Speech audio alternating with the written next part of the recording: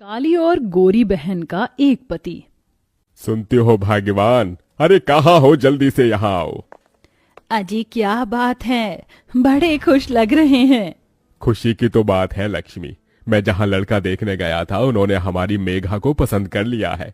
लड़का कद काठी से बड़ा ही अच्छा है, घर द्वार भी अच्छा खासा है। तभी लक्ष्मी हिचकिचाकर पूछती है, अजी आपने उन्हें हमारी मेघा के रंग के बारे में तो बताया? सब बताया है लक्ष्मी, मगर अंजना जी बड़ी ही भली औरत है, उन्हें हमारी मेघा पसंद है। अरे हमारी बच्ची में कोई खोट थोड़ी है, हीरा है हीरा। अब हमारी बिटिया की डोली उठेगी। बाबूजी पानी। तभी हरीश उसके सर पर हाथ रखकर कहता है, मेघा बेटी तू खुश तो है ना, लड़के की तस्वीर भी लाया हूं, देखेगी नहीं? तभी मेघा आलोक की तस्वीर देखकर कहती है, एकदम आप जैसे हैं बाबूजी।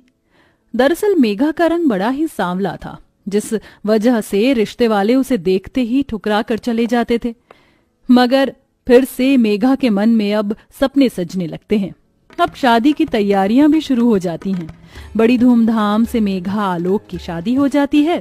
तभी मेघा की आंखों में आंसू देखकर लक्ष्मी पूछती है, क्या हुआ मेरी बच्ची, तू खुश नहीं? खुश हूं माँ, मगर साक्षी की बड़ी याद आ रही है।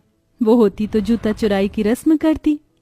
1 महीने की तो बात है मेघा, तेरी बहन परीक्षा देकर बेंगलुरु से लौट आएगी। तभी अंजना मेघा को हंसाने के लिए कैमरे वाले से कहती है, कैमरामैन जल्दी फोकस करो और मेरे बहू बेटे की अच्छी तस्वीर खींचना। सर आप दोनों जरा करीब आइए। इतना ठीक है? थोड़ा और।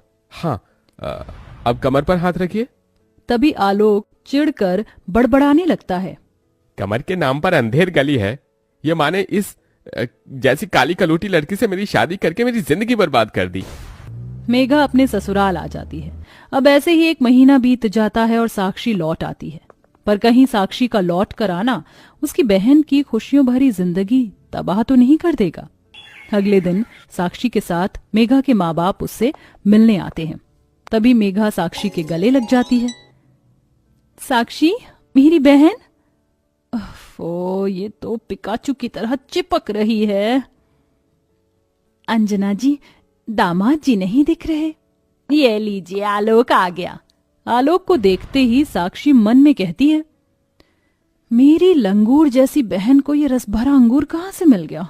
टॉल, हैंडसम, स्मार्ट, ऐसा बंदा तो मैं डिजर्व करती हूँ। मुझे अपनी काली कलूटी बहन की किस्मत से जलन हो रही है। उसे इतना सुंदर पति कैसे मिल गया? इसे तो मैं अपना बना कर रहूंगी। अच्छा समधन जी, अब इजाजत दीजिए, चलो साक्षी। ओहो, अभी तो मैं आई हूँ। मैंने अपनी प्यारी दीदी से थोड़ी बातें भी नहीं की। मुझे कुछ दिन यहाँ रहने दीजिए ना प्लीज। अपनी गोरी बहन का एकदम से बदला हुआ बर्ताव देखकर मेघा का मन खुशी से भर जाता है। माँ, बाबूजी, छोटी को थोड़े दिन के लिए यहीं रहने दीजिए। ऐसे ही दिन बीतते हैं और साक्षी अपनी बहन के पति पर डोरे डालने लगती है। तो वहीं आलोक भी गोरी सुंदर साक्षी के प्यार में पड़ जाता है।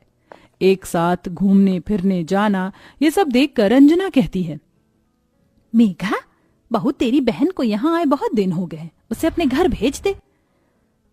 मगर माँ जी देखिए ना, साक्षी यहाँ पर आकर कितनी खुश है और आलोक जी के साथ कितना घुल मिल गई है। मेरी आंखें जो देख रही हैं वो तू नहीं देख पा रही है बहू। इतने में आलोक और साक्षी गले में वरमाला डाले अंदर आते हैं। साक्षी की मांग में सिंदूर और गले में मंगलसूत्र देखकर डबडबाई आंखों से मेघा कहती है, साक्षी ये सब क्या है? तभी साक्षी इतरा कर बोलती है, इनसे मिलो, ये है मेरे पति और तुम्हारे जीजा जी। ये सुनकर मेघा फूट फूट कर रोने लगती है। साक्षी तो मेरी बहन होकर मेरे साथ ऐसा कैसे कर सकती है?